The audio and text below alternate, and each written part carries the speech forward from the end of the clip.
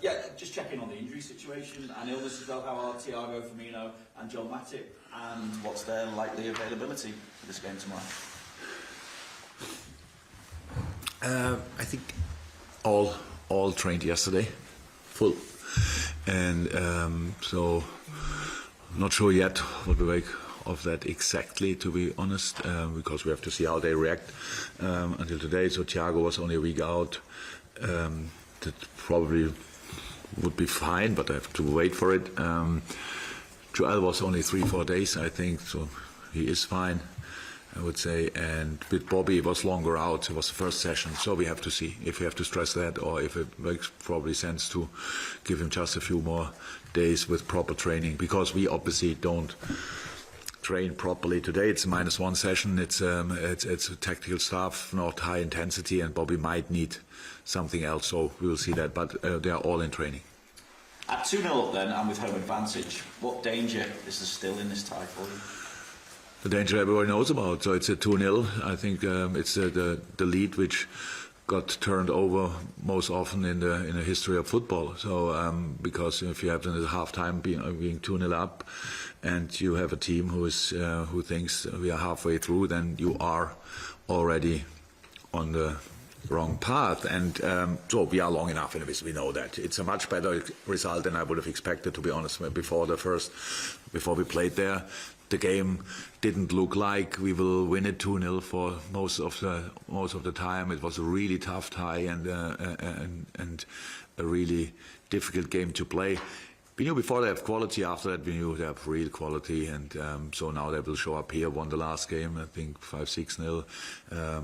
Yes, against the bottom team of the table, but still really impressive. Martinez scored, Dzeko scored, Gosens is back. When you saw the game, then you're really happy that Barrea is not playing, because he set up, I think, 3 or 4. So that's a really good, really experienced team, and they don't come here as tourists. I know that. They want to chase the game, and that's what we want to do, because we are not a team who defends results or whatever, tries to get through somehow. We want to attack the game again, and yeah, let's see what we can get for it. Thank you very much. Juliet, anything from yourself, or is it no? Okay. Hands in the room then before we go to Zoom. Carl Markham, and then we'll go to James from TalkSport, who's on the. I know you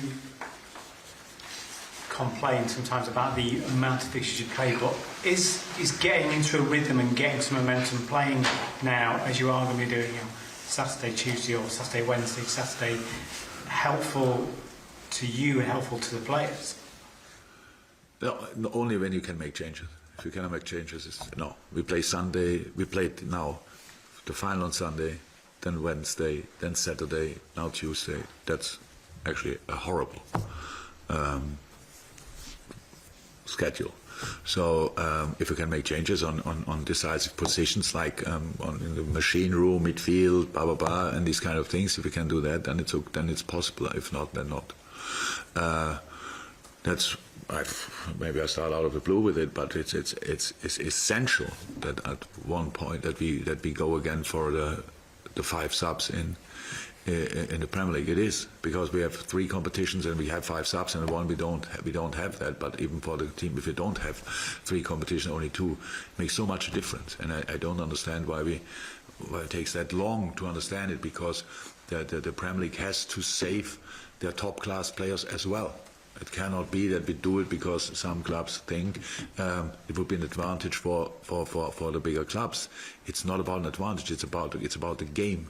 So you keep the players in a better place. You have then we get much less injuries, definitely over the years. We will see that if we finally introduce it, and so that's helped as well. We had obviously 5 subs in the final, 5 in the cup, and 3 now the weekend, but.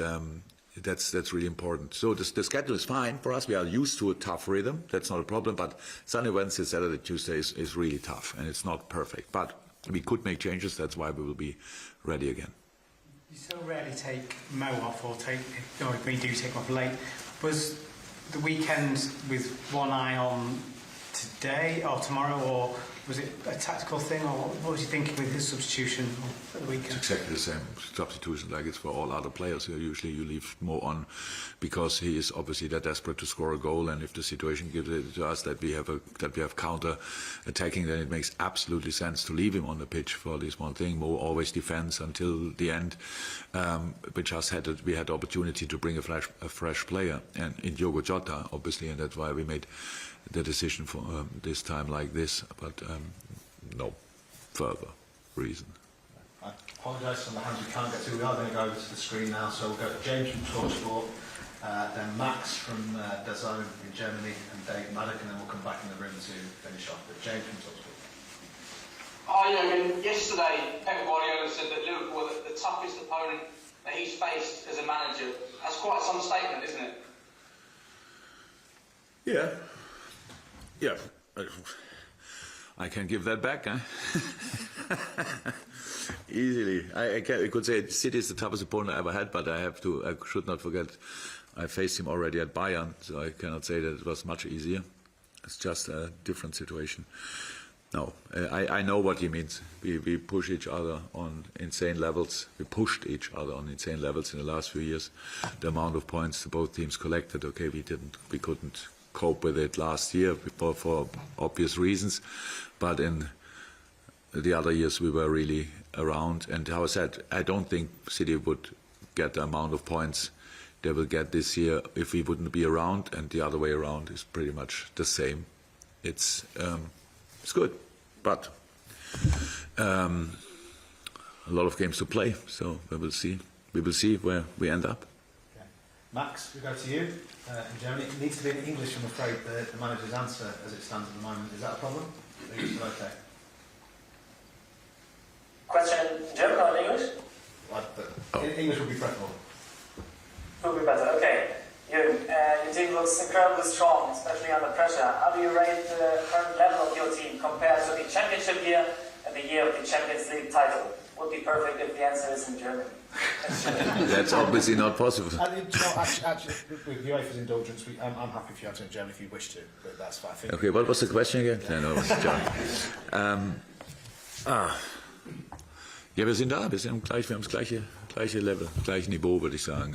Ist aber auch notwendig. Ich glaube, wir haben in der Champions League Saison, die wir gewonnen haben, haben wir in der Liga eine unglaubliche Saison gespielt. Wir sind wegen einem Punkt nicht Meister geworden, und ja, danach dann offensichtlich sind wir gerade mal kurz davon gelaufen. Die Konstanz, mit der die Mannschaft agiert, ist wirklich beeindruckend, muss ich sagen. Und so die Anzahl an Ergebnissen, die wir geholt haben, ist beeindruckend. Jetzt haben wir am Wochenende ein Spiel gewonnen, in dem wir nicht berauschend waren.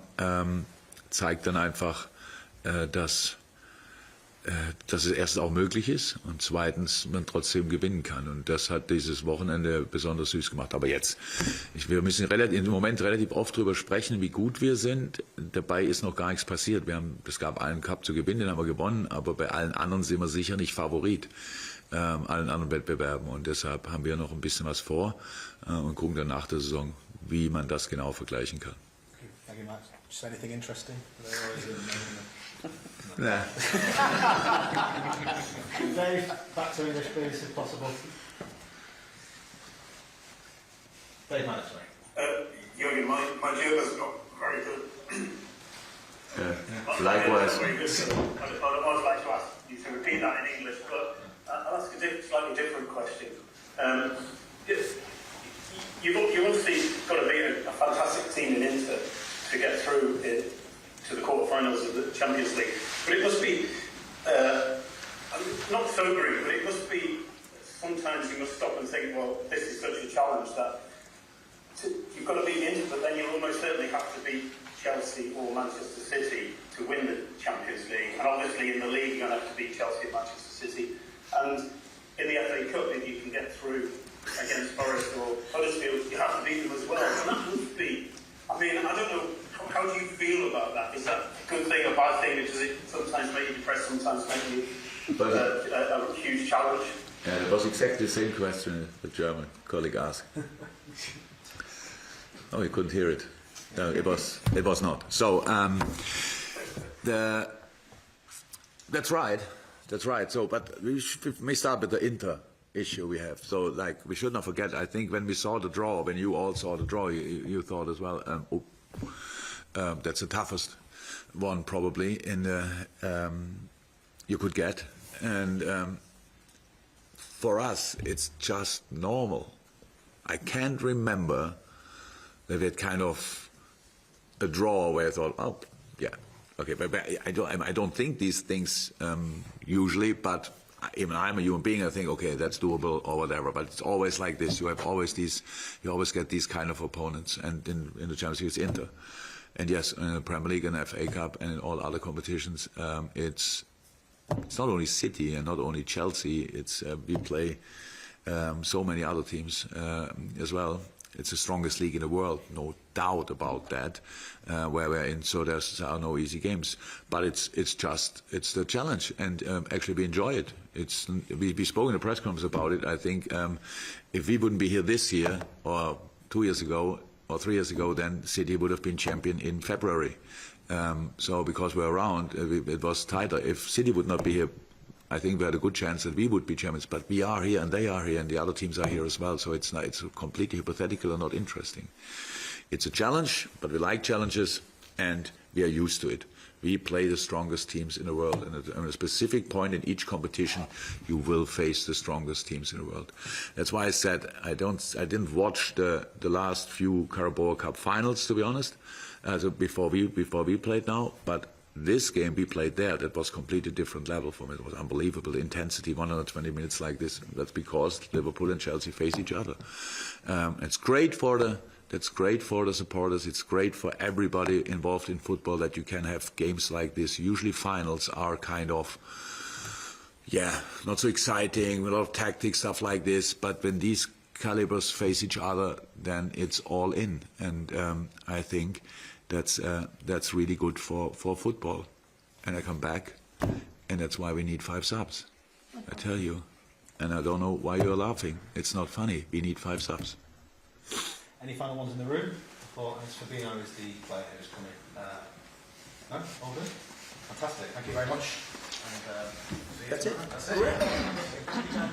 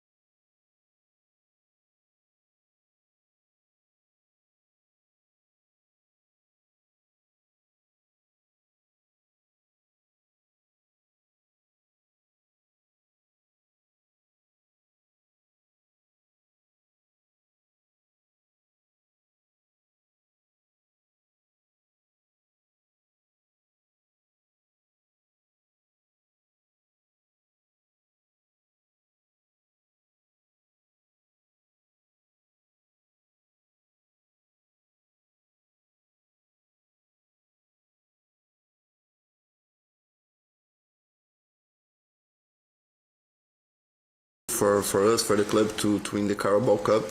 The first competition possible to win in the season, so we are very happy with this win. The way we won this cup was special as well for everyone. And when you play good, when you already win one trophy, I think that's normal. More for the media, everyone talk about Liverpool can win 4 trophies, and I'm not thinking too much about this. We are thinking game after game, because it's really hard to win 2 or 3 competitions, or even 4. It's really hard. After the Chelsea game, was hard to recover, because it was a really hard game. We played 120 minutes and was hard to recover for the next games. But the players who played against Norwich and West Ham played really well, so we won both games. So we are still alive in the FA Cup and in the fight in the Premier League. So we have to play game after game. Of course, we play in a big club like Liverpool. We want to win everything, but let's tomorrow try to win the Inter Milan games, and then we have to focus game after game. So 2-0 up after the first leg, home advantage at Anfield as well. How dangerous, though, are Inter Milan still in this time? Inter Milan is a really good team. I think I said before, for me, in the last 2-3 years, they're the best Italian side. I don't know if they're first in the Serie A this season, but they're playing a really good football. The first leg, I think,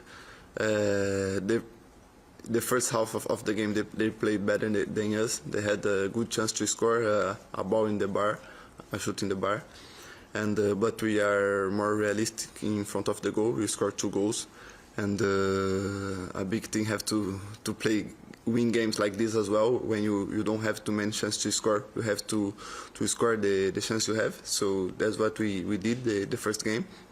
And tomorrow we will play at full Anfield, so the fans will be behind us.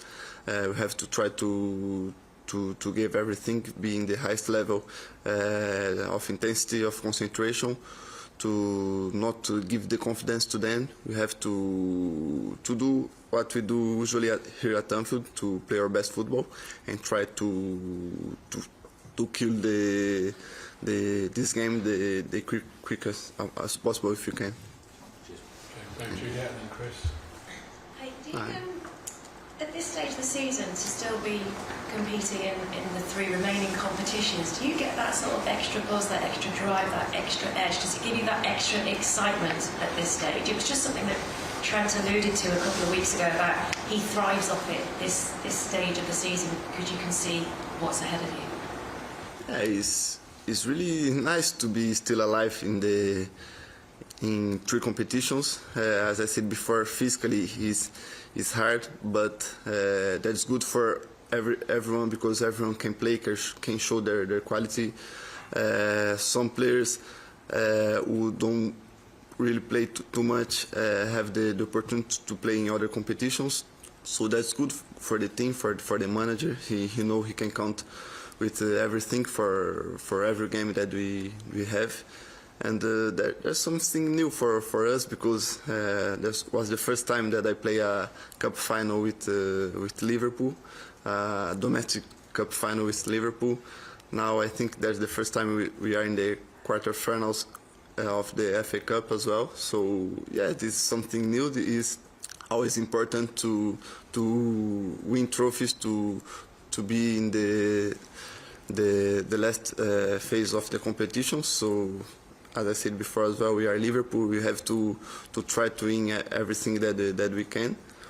And yes, for our confidence, it's always good to play a lot of games, to be alive in all the competitions. So we have to try to be always ready physically and in the head as well, to play this game in the highest level possible. Okay, Chris, next. Can I ask you about that penalty and shootout? What goes through your mind to take a penalty like that? What did your teammates and the manager say? And does that just show that your confidence in yourself is just as high as ever been? The day before, I tried to do a panenka, but I was just me and Luis Diaz and without goalkeeper in the goal, so I tried to shoot like this, and I told him tomorrow if we go to pens I will shoot like this. He didn't believe me, but when I was walking to the ball to take that penalty, I was in my mind that I will shoot a panenka. So yes, it worked. Your confidence must be so high that your all-round game so consistent. Is that a fair comment, that you feel as good as you've ever felt playing football? Yes, when you shoot a penalty like this, you have to know if you miss. Maybe you can go into the dress room because everyone will kill you, but in my mind I was like, I will take like this and let's do this. That's it. Fab, a year ago today, the team had just lost 1-0 at home to Fulham in an empty stadium. You'd lost 6 games on the run here. The turnaround in the last 12 months has been incredible. Did you think you would go looking back on that day? Because you just come back, I think you'd been injured and you just come back into the team. Did you always have belief that you would get back to the levels that you are now? I remember when we lose this game, the confidence of the team was really low. Wasn't the only game we lose at home. I think we lose against Burnley as well, and the moment was not good. But I think after this game, some things started to change as well. I don't remember if the next game was Leipzig in the Champions League. But we won this game, so after this game, the team started to play better, was a change around, and the season took another turn for us in that moment. And since the start of the season, some of the players came back from injury, and some of the things changed as well. I didn't play central back anymore, so this for me, and I think for the team is good as well. And in general, I don't have many injuries this season, so this is good for everyone. And at home we won almost every game, so that's important. I think when we play at Anfield, we have always to play our best football to win every game. And if you want to be consistently, if you want to fight to win the league, you have to performance your best football. Not just at home, but of course at home is really important. So that's what we try to do, and that's it. Last two, so Paul.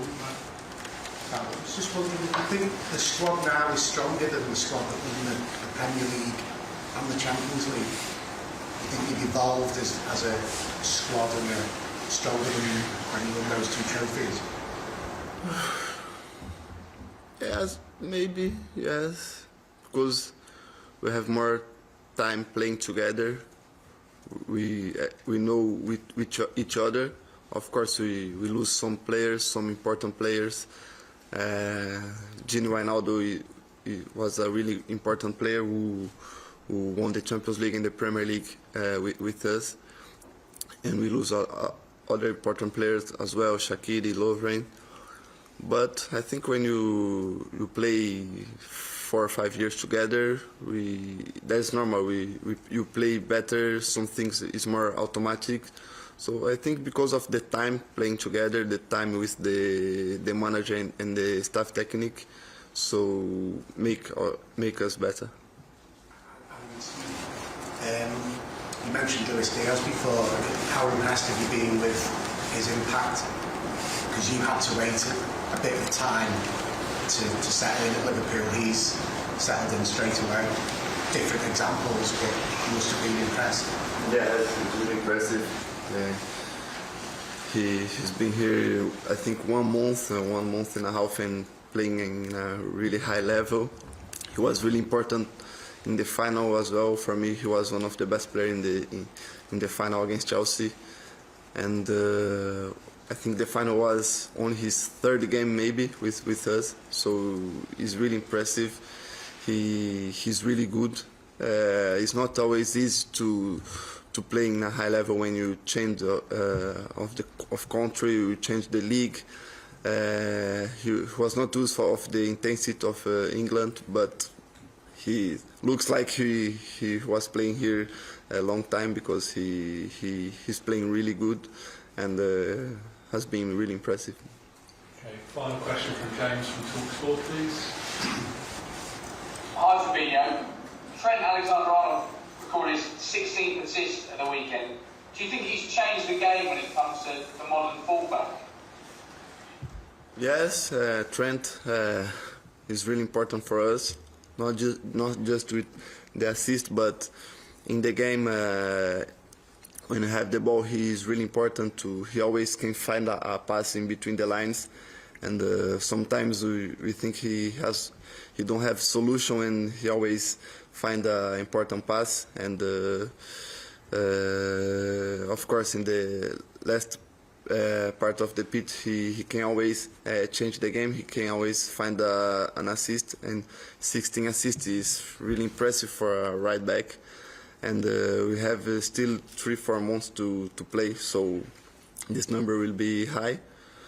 So yes, when I see Trent play, he's not. It's really hard to find a right back who play like this, who looks more like a number 8 or a number 10 than a right back.